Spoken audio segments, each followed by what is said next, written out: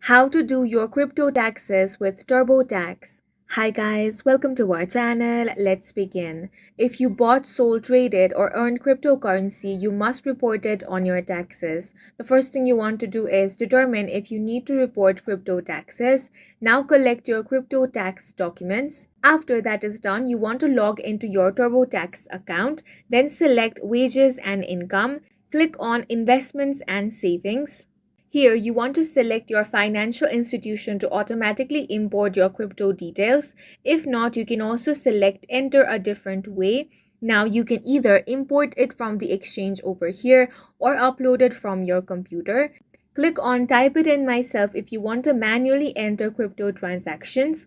Here, you will have to enter details such as date acquired and sold, buy price, and sell price. Once you have entered all the details, you want to review them. Now, TurboTax will calculate your gains and losses and apply the correct tax rates. If you had crypto losses, you can deduct up to $3,000 per year to lower your taxable income. And that's it for this video. If you found it helpful, please make sure to hit the like button and subscribe for more videos like this.